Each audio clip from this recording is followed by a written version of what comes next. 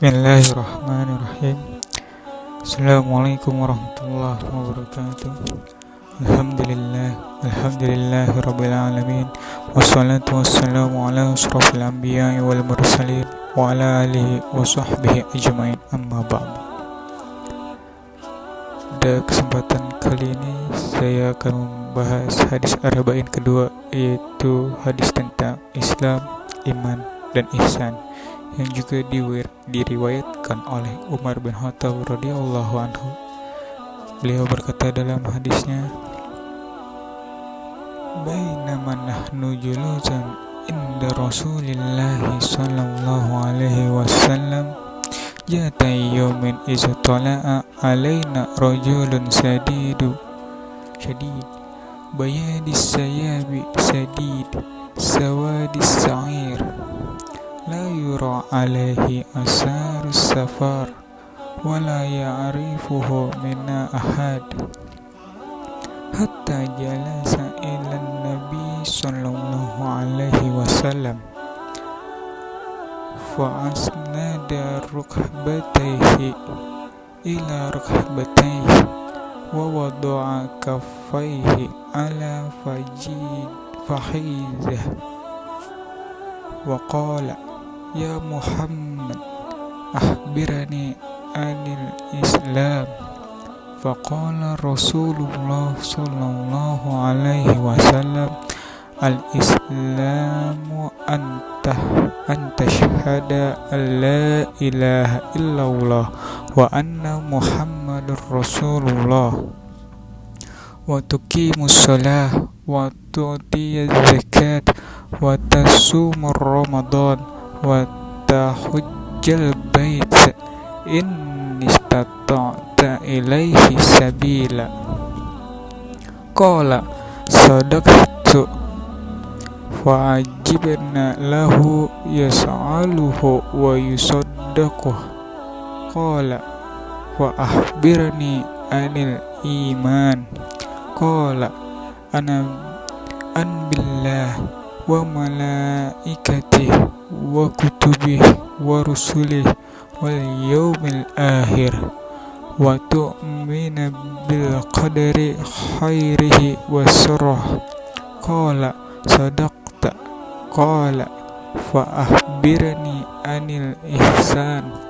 Qala anta a'budallaha ka'annaka tarahu fa in lam takun tarahu fa innahu yaraq. Qala fa akhbirni anis sa'ati. Qala malam mas'ulu anha bi'a'lama minas sa'il. Qala fa akhbirni an amaratiha. Qala anta lida amatu rabtaha wa antaral hufatal uratal alat ri'a'as sa'i yatawaluna fi bunyan summa antalaq falabistu maliya summa qala ya Umar anta dari mani sa'il. Qultu Allahu wa rasuluhu a'lamu. Qala fa innahu Jibril atakum yu'allimukum dinakum. Rawahul Muslim.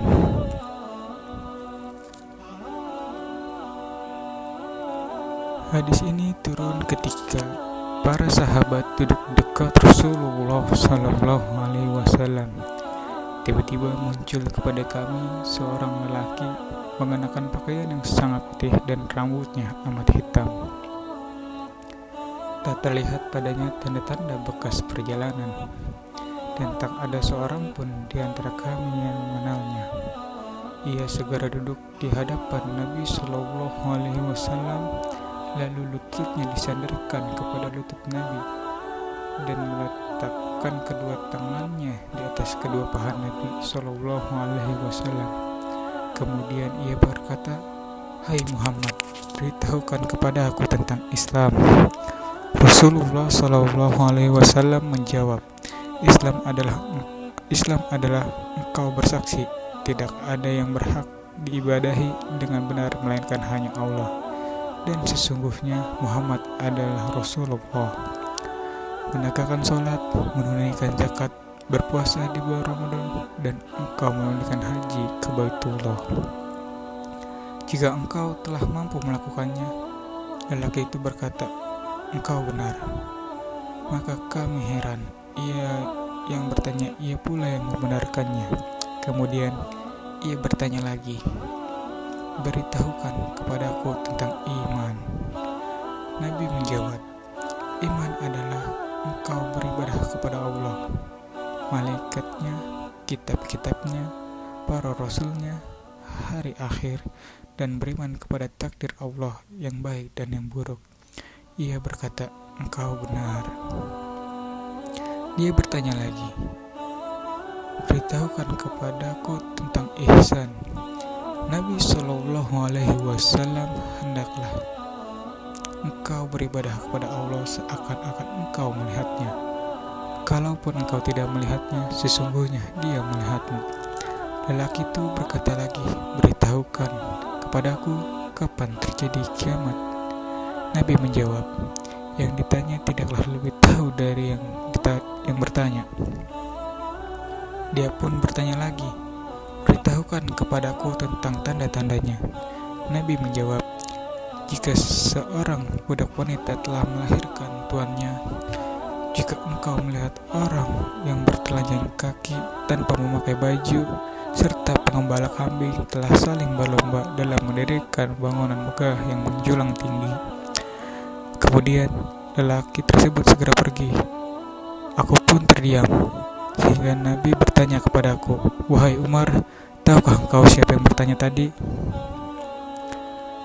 Aku menjawab, Allah dan Rasulnya lebih mengetahui. Beliau bersabda, Dia adalah Jibril yang mengajarkan kalian tentang agama kalian. Hadis riwayat Muslim nomor 8. Rukun Islam pertama, bersaksi bahwa tidak ada yang berhak disembah kecuali Allah Subhanahu wa Ta'ala. Ada banyak Tuhan, tapi yang berhak disembah hanya Allah Subhanahu wa Ta'ala saja. Juga bersaksi bahwasanya Nabi Muhammad SAW adalah hamba dan utusannya. Nabi SAW bukan Tuhan, bukan anak Tuhan, maka tidak boleh diberikan hak-hak ketuhanan, dan pada saat yang sama Dia adalah Rasulullah. Dia manusia, tapi bukan manusia biasa. Dia adalah manusia pilihan, di mana orang-orang hidup setelah diutusnya. Rasulullah SAW wajib untuk mengikuti beliau. Maka ajaran beliau universal, tidak hanya untuk orang Arab, tapi semua jin dan manusia yang hidup setelah diutus Rasulullah SAW mengimani bahwa beliau adalah Rasulullah. Inilah keyakinan yang ideal yang diajarkan oleh Islam, tidak merendahkan dan tidak juga menuhankan. Beliau adalah hamba, maka jangan dikultuskan, jangan dipertuhankan. Beliau juga Rasul, maka jangan dihinakan dan direndahkan. Dari rukun yang pertama ini bisa kita simpulkan tentang syarat diterimanya amal kita. Amal kita tidak diterima kecuali dengan ikhlas memberikan ibadah kita hanya untuk Allah Subhanahu wa Ta'ala saja. Ini kembali kepada syahadat yang pertama. Kedua adalah bahwasannya kita harus menjalankan ibadah itu sesuai dengan tuntunan Nabi Muhammad SAW. Yang kedua, menegakkan sholat, terutama sholat 5 waktu yang wajib bagi setiap muslim. Seorang muslim tidak boleh meninggalkannya, karena jika ditinggalkan akibatnya fatal. Sebagian ulama berpendapat bahwasanya meninggalkan sholat akan mengeluarkan pelakunya dari Islam, sebagaimana dikatakan oleh Abdullah bin Syakik radhiyallahu anhu. Kami para sahabat tidak melihat ada suatu amalan yang jika ditinggalkan membuat pelakunya kafir kecuali sholat. Maka berdasarkan hal ini dan juga dalil-dalil yang lain, sebagian dari ulama berpendapat bahwasannya meninggalkan sholat adalah kafir. Yang ketiga, menunaikan zakat. Bagi yang mampu, hendaknya tidak menunda-nunda dan tidak lari dari kewajiban membayar zakat, karena itu adalah salah satu kewajiban dan bahwa rukun Islam.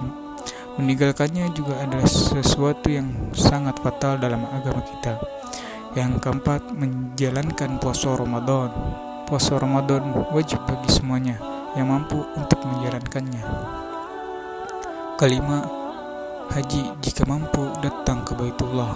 Amalan Islam sangat banyak, tapi yang 5 ini adalah yang paling penting. 5 amalan ini merupakan pondasinya, yang kalau satu saja hilang, maka hal yang sangat fatal terjadi pada keislaman seseorang. Maka hendaknya kita menjadikan kajian ini sebagai pengingat. Jika ada di antara kita yang belum menyelesaikan 5 rukun ini, hendaknya berusaha untuk menyelesaikannya, terutama kewajiban-kewajiban yang wajib atas semua orang seperti syahadat, sholat, dan puasa. Adapun syahadat dan haji, jika Allah Subhanahu wa Ta'ala menguji kita dengan kemudahan dalam urusan dunia sehingga kita menjadi orang yang wajib zakat atau wajib haji, maka hendaknya kita juga segera menjalankannya. Dalam potongan hadis yang awal ini, Rasulullah SAW menafsirkan Islam dengan amalan-amalan yang lahir. Hal ini karena Islam memang ditafsirkan dengan amalan-amalan lahir. Adapun amalan-amalan batin seperti akidah dirangkum dalam rukun iman. Rukun iman.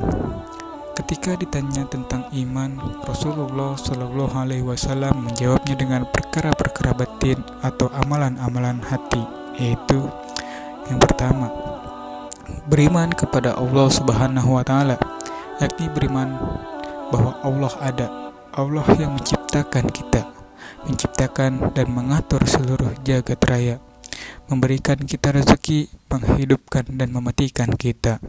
Kemudian, karena Allah yang menghidupkan dan mematikan kita, maka tidak ada yang berhak disembah kecuali hanya Dia. Dan kita juga wajib untuk menetapkan bahwa seluruh nama-nama yang sudah Allah tetapkan dalam Al-Quran maupun dalam hadis-hadis Rasulullah SAW, ini semua bagian dari beriman kepada Allah Subhanahu wa Ta'ala. Tidak boleh bagi seorang muslim untuk memberikan ibadah dalam bentuk apapun kepada selain Allah Subhanahu wa Ta'ala. Tidak boleh bagi seorang mukmin menyembelih untuk selain Allah atau meminta kesembuhan kepada selain Allah Subhanahu wa Ta'ala. Bersumpah dengan nama selain Allah Subhanahu wa Ta'ala, ini semua bentuk pengingkaran dan penentangan kepada keimanan yang sudah kita ikrarkan. Bahkan orang-orang Quraisy dahulu mengimani bahwa Tuhan mereka adalah Allah, yang menciptakan mereka adalah Allah, yang memberikan rezeki adalah Allah Subhanahu wa Ta'ala. Dan ketika mereka menyembah selain Allah Subhanahu wa Ta'ala, mereka tetap meyakini sesembahan mereka bagi Tuhan di bawah Allah Subhanahu wa Ta'ala. Karenanya mereka disebut sebagai kaum jahil. Mereka tahu bahwa Tuhan yang mereka sembah adalah Tuhan yang tidak bisa memberikan manfaat atau memberikan bahaya, tetapi mereka tetap menyembahnya. Maka kalau ada orang yang mengaku muslim namun masih menyembah selain Allah, menyembelih untuk selain Allah, bersumpah dengan nama selain Allah Subhanahu wa Ta'ala, maka apa bedanya mereka dengan orang-orang musyrikin pada zaman jahiliyah? Yang kedua, beriman kepada malaikat-malaikat Allah Subhanahu wa Ta'ala, mengimani bahwasannya Allah memiliki malaikat-malaikat. Mereka adalah hamba-hambanya yang tidak pernah berbuat maksiat. Mereka mentaati seluruh yang diperintahkan oleh Allah Subhanahu wa Ta'ala dan tidak pernah membangkang. Kemudian mengimani juga berbagai sifat dan keterangan yang diberikan oleh Allah Subhanahu wa Ta'ala tentang mereka, yakni mereka terbuat dari cahaya, bentuk fisik mereka memiliki sayap-sayap, diberikan kemampuan untuk merubah wujud kita. Kita mengimani keberadaan mereka secara global. Kemudian jika ada keterangan dari Allah Subhanahu wa Ta'ala atau dari Nabi Muhammad SAW tentang mereka, kita juga wajib mengimani, dan itu juga menjadi bagian dari iman kepada hal gaib. Sebagaimana iman kita kepada Allah Subhanahu wa taala merupakan iman kepada yang gaib, dan beriman kepada hal-hal yang gaib adalah sifat orang-orang yang bertakwa. Yang ketiga, beriman kepada kitab-kitab Allah Subhanahu wa taala. Allah Subhanahu wa taala telah menurunkan kitab-kitab sebagai pedoman bagi hamba-hambanya, sebagaimana petunjuk bagi orang-orang yang beriman. Di sana ada kebahagiaan mereka. Kita mengimani hal-hal tersebut secara global, dan juga mengimani keterangan-keterangan tentang kitab-kitab yang dijelaskan secara lebih terperinci, seperti Al-Quran, Taurat, Zabur, Injil, atau juga suhuf Nabi Musa dan Nabi Ibrahim SAW. Demikian yang dapat saya sampaikan, lebih kurangnya mohon maaf. Billahi taufiq wal hidayah. Wassalamualaikum warahmatullahi wabarakatuh.